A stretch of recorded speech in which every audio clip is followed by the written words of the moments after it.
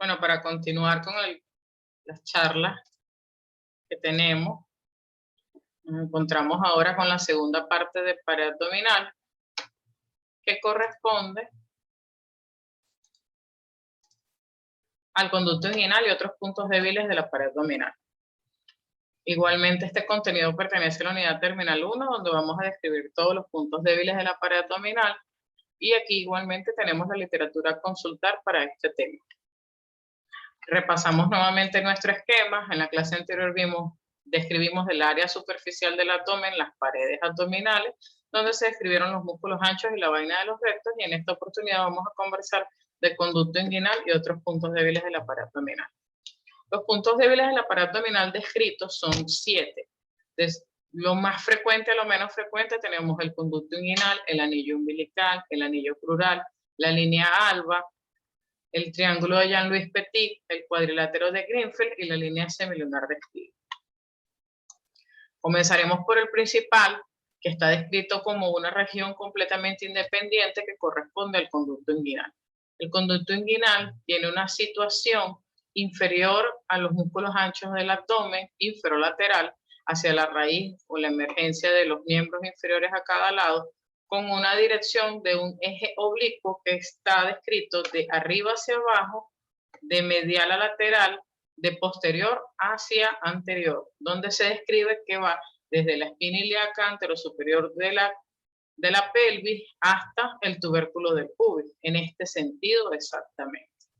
Las relaciones del conducto inguinal pues va a tener ciertas estructuras relacionadas desde el punto de vista vascular, que son las más importantes, como son la emergencia de los vasos femorales justo por debajo, hacia el tercio medio de este conducto inguinal, entre el tercio medio y el tercio externo subinguinal, vamos a tener la emergencia de los grandes vasos, que son los vasos femorales que brindan la irrigación y el drenaje venoso de las estructuras del miembro inferior. Aquí lo podemos ver también en una visión posterior. Igualmente, este conducto inguinal va a tener relaciones importantes pues con los músculos anchos que describimos en la clase anterior, las arterias epigástricas inferiores, que forman parte importante de la relación de los elementos con respecto a la pared posterior, y como contenido de este conducto inguinal va a variar en el caso de ya sea hombre o mujer. En la mujer vamos a tener como contenido al ligamento redondo del útero, mientras que en el hombre vamos a tener como contenido al cordón espermático, con las diferentes estructuras que están en cada uno de los segmentos de esta cordón, los cuales serán explicados en la clase de genitales masculinos.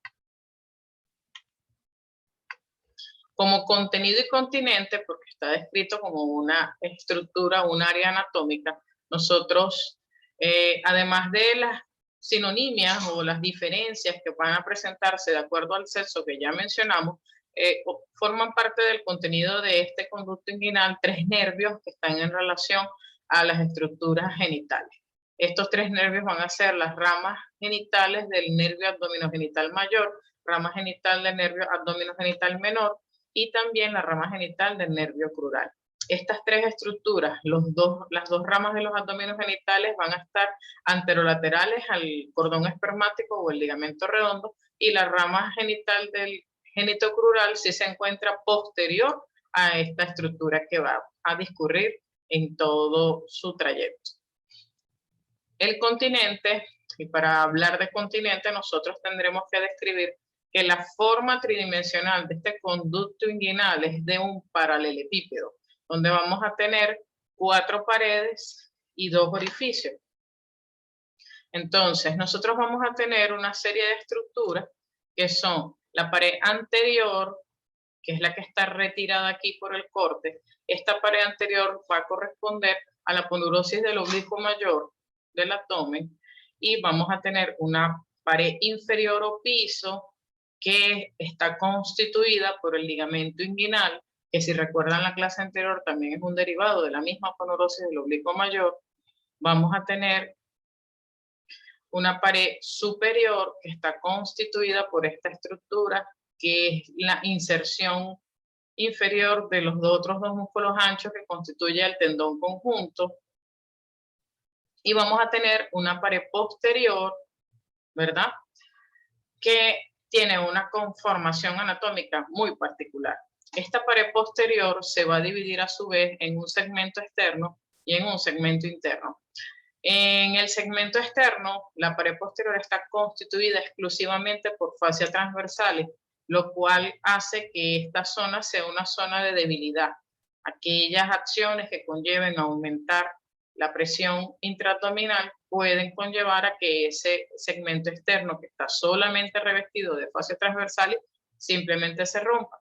Por eso es que esta zona es donde se asientan las llamadas hernias directas. Tenemos también un segmento interno. Este segmento interno, aquí vemos en esta imagen una visión posterior, ¿ok? Donde en esta visión posterior, lo que señalo con el cursor es lo que está hacia la línea media, y lo que señalo con el cursor en este punto es lo que está hacia la espina ilíaca anterosuperior, por consiguiente es lo que está hacia la parte externa o lateral de la vista. Toda esta zona triangular es lo que corresponde al segmento externo, que está exclusivamente revestido por fascias transversales. Sin embargo, el segmento interno de esta pared posterior, además de contener a las fascias transversales, contiene otras estructuras que le brindan un reforzamiento, que van a ser de superficie a profundidad entonces, ¿verdad? El ligamento, el tendón conjunto nuevamente, que también formaba parte de ese techo, de ese conducto inguinal, el pilar de Colles o el pilar reflejo o el pilar posterior, que viene cruzando la línea media desde el lado contralateral, y el ligamento de Henle, que es una expansión aponeurótica del borde externo del músculo recto anterior del abdomen. Entonces, estos tres derivados, que vienen siendo inserciones aponeuróticas de cada uno de los 4 músculos anchos, porque debemos recordar entonces que el tendón conjunto está derivado del músculo oblicuo menor y del transverso, que el pilar de Colles está derivado de la aponeurosis del oblicuo mayor contralateral, y que el ligamento de Henle está derivado de la expansión aponeurótica de ese músculo recto anterior del abdomen. Estas 3 estructuras, más las fascias transversales, que aquí nada más la estamos viendo hacia el segmento externo, constituyen todo el segmento interno. Es por eso que este segmento interno es menos susceptible de que se rompa y de que aparezca o que sea reconocido como punto débil. Aquí tenemos una visión, tenemos el anillo inguinal superficial, hacia acá tenemos el anillo inguinal profundo. Entonces, si vemos acá, la pared anterior está constituida por las fibras de la aponeurosis del oblicuo mayor, la pared inferior o el piso está constituida por el ligamento inguinal, la pared superior o techo está constituido por el tendón conjunto, y la pared posterior tiene una conformación un poco más compleja, que fue de acuerdo a lo que ya se explicó, segmento externo y segmento interno. Muy bien. Estos orificios del conducto inguinal van a tener una serie de límites. El anillo inguinal superficial tiene 4 estructuras que lo limitan. Tenemos el pilar infero-externo, que es derivado igual de la aponeurosis del oblicuo mayor. Tenemos el pilar supero-interno, que también es un derivado de la aponeurosis del oblicuo mayor. Posteriormente nos vamos a conseguir con el tubérculo de la cresta del pubis como relieve óseo de ese orificio inguinal superficial, y también vamos a tener al pilar de Colles o pilar posterior o pilar reflejo, que viene contralateralmente, que también es un derivado de la aponeurosis del oblicuo mayor, y en esta zona, entre los 2 pilares, superinterno y inferoexterno, vamos a tener unas fibras que son las que se denominan las fibras arciformes helicaes. Desde el punto de vista del anillo inguinal profundo, realmente la hendidura que se forma entre las fascias transversales y el peritoneo parietal anterolateral es lo que se conoce como ligamento de Hesselbach, que conversábamos en la clase anterior, que era una prolongación lateral de nuestro arco de Douglas. Es aquí en el anillo inguinal profundo donde también se considera el segundo punto de debilidad de ese conducto inguinal, y donde aparece el asiento de la protrusión de las hernias que llamamos hernias indirectas o hernias congénitas o de linfaxia. Nuevamente nosotros tendremos que hacer entonces, en relación al conducto inguinal, una correspondencia de las fositas inguinales. Conversábamos en la clase anterior que entre el uraco y la arteria umbilical obliterada nos conseguíamos con la fosita media. Esta fosita media se corresponde con el segmento interno de la pared posterior del conducto inguinal. Como recordarán, si tenemos 4 estructuras que reforzan esa área de ese segmento, entonces es poco probable, más no imposible, que esta zona sea considerada un punto débil de la pared abdominal. Sin embargo, tiene la presentación de lo que llamamos las hernias por deslizamiento, que realmente son poco frecuentes, gracias a Dios. Entre el ligamento umbilical medio, que es el que está descrito entre la arteria umbilical obliterada y el ligamento umbilical lateral, que es el que reviste la arteria epigástrica inferior, allí se describe la fosita inguinal interna. Esta fosita inguinal interna tiene su correspondencia con el segmento externo de la pared posterior del conducto inguinal, que como acabamos de explicar, solamente está revestido por las fascias transversales. Al estar solamente revestido por las fascias transversales, esto se considera el primer punto débil del conducto inguinal, a través del cual se describen las hernias directas o hernias del adulto. Y por delante, bueno, por delante no, lateral a este ligamento umbilical lateral, donde está, es el revestimiento de ese peritoneo sobre las arterias epigástricas inferiores, nosotros vamos a conseguirnos aquí con el anillo umbilical profundo. Fuera de este pliegue está descrita la fosita inguinal externa, y es en esta fosita inguinal externa, en aquellos casos donde este anillo umbilical está obliterado, está dilatado, no obliterado, obliterado sería lo contrario, que no existiría punto débil. En esos casos en donde el descenso de los testículos en la vida embrionaria hacen que el peritoneo no se mantenga permeable, entonces puede darle la aparición a lo que ya denominamos las hernias indirectas, que son por lo general hernias de la infancia o hernias congénitas. El segundo punto débil en aparición que tenemos nosotros es la presencia del anillo umbilical. El anillo umbilical, que es la estructura o las inserciones aponeuróticas que subyacen por debajo de la piel de la cicatriz, donde está ubicada la cicatriz umbilical, está constituido por la llegada del ligamento redondo del útero, así como por la llegada del ligamento redondo del hígado. No, es imposible que sea el del útero. Acabamos de conversar que el ligamento redondo del útero era el contenido del conducto inguinal.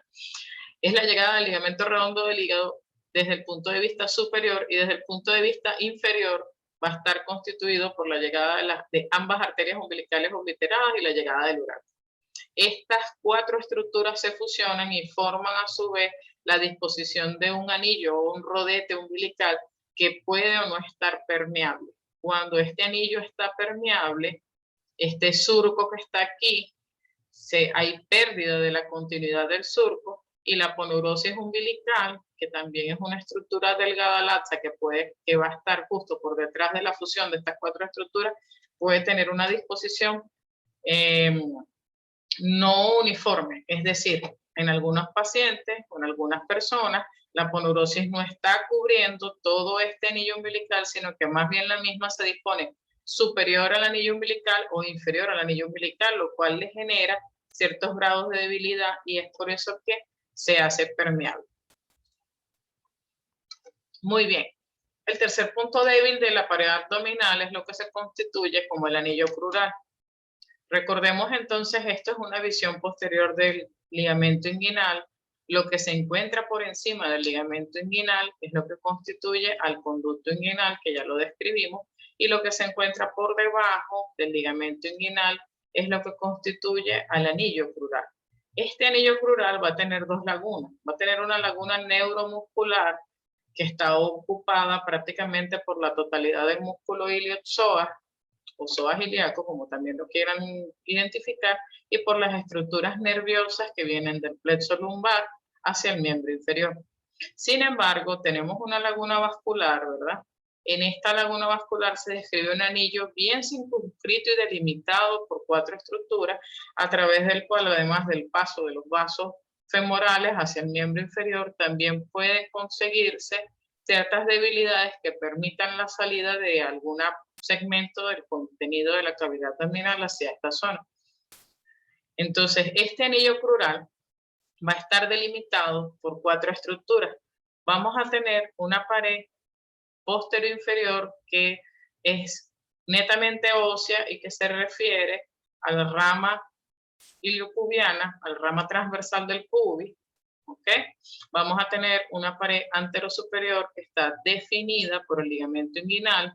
Vamos a tener un límite externo que se denomina la cintilla iliopectínea de Thompson, y vamos a tener una pared interna que es nada más y nada menos que el ligamento de Gimberman.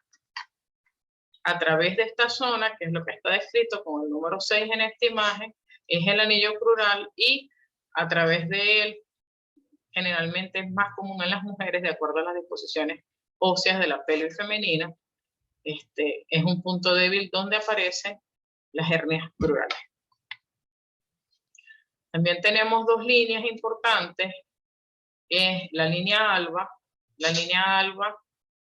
que también se encuentra hacia la línea media anterior, es ese segmento que va del apéndice sifoide hasta la sínfisis del pubis. Sin embargo, el recorrido de la línea alba está constituido por zonas débiles, sobre todo de la cicatriz umbilical hacia el apéndice sifoide. Recordemos la constitución anatómica de la vaina de los rectos, donde describía que las hojas anteriores de estas vainas de los rectos estaban conformadas solamente por una aponeurosis y media, que era la del oblicuo mayor y la mitad del oblicuo menor. En esta zona, hacia la línea media, ocurre un fenómeno de entrecruzamiento entre la hoja anterior de la vaina de los rectos de un lado con la hoja anterior de la vaina de los rectos del lado contralateral en un mismo individuo. Este entrecruzamiento debe a su vez permitir ciertas dilataciones o ciertos orificios que permiten que los vasos nutricios de las ramas perforantes de los planos musculares lleguen hasta el celular subcutáneo de esta zona. Esos orificios, esos vasos nutricios, generalmente, cuando el entrecruzamiento no ocurre de manera adecuada, o otros detalles, pues, el hecho del tipo de trabajo, el esfuerzo físico, cualquier condición que haga que la presión en esta zona aumente. Sin embargo, bueno, la fisiología no es punto de esta clase, pero esas emergencias de esos vasos nutricios favorecen que esta zona de la línea alba sea debilitada, y es el asiento de lo que llamamos nosotros las hernias epigástricas o las hernias supraumbilicales. Situación que no ocurre con el tercio inferior o con la línea alba desde el punto de vista infraumbilical, porque todas las aponeurosis de los músculos anchos revisten y constituyen a la hoja anterior de la vaina de los rectos, haciéndola más fuerte y más firme, y es menos probable que exista un punto débil en esta zona. Seguimos aquí en el dibujo, nosotros podemos observar esta línea punteada pequeña corresponde o constituye a la zona de transición entre los vientres musculares y la aponeurosis del oblicuo mayor. Aquí tenemos esta zona de transición, que es la que corresponde entre la parte muscular y la aponeurosis del oblicuo menor, y más lateralmente en esta línea punteada gruesa, que está identificada con el número 7, es lo que constituye la línea de Spiegel. La línea de Spiegel será entonces esa transición que ocurre entre el vientre muscular del músculo transverso y la hoja de la aponeurosis anterior de dicho músculo. En esta zona también, por las perforantes de vasos nutricios, se pueden conseguir entonces ciertas dilataciones que permitan la salida o la protrusión de alguna estructura que forma parte del contenido de la cavidad abdominal, dando origen a las llamadas hernias de Spiegel. Y finalmente nosotros vamos a tener otros dos puntos débiles que se corresponden a la parte posterior de la pared abdominal, como tenemos el triángulo de Jean-Louis Petit, que está condicionado como punto débil, cuyos límites son posterior el músculo dorsal ancho, anterior el borde posterior del músculo oblicuo mayor y inferiormente la cresta ilíaca. En esta zona de debilidad puede protruirse alguna estructura de la cavidad abdominal originando la hernia de Jean-Louis Petit. Sin embargo, estas hernias son mucho menos frecuentes que las de la pared anterolateral. Y también tenemos la descripción del cuadrilátero de Greenfield, que es un cuadrilátero que se forma con un límite interno que es el borde inferior del serrato posterior menor, del serrato menor posterior inferior.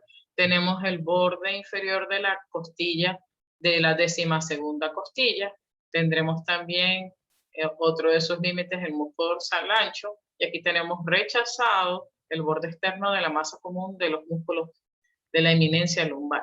Estas 4 estructuras delimitan este cuadrilátero de Greenfield, a través del cual también están descritas las salidas o protrusiones de contenidos de la cavidad abdominal.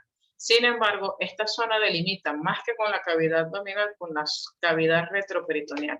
Por eso se dice que en estos defectos posteriores o en estos puntos débiles, realmente la aparición de las hernias tienen más que ver con eventos traumáticos que preceden a las mismas, más no es tan frecuente su aparición de manera natural.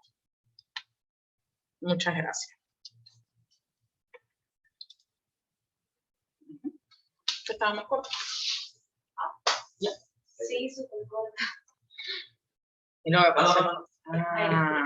Ahí va a ser la chava.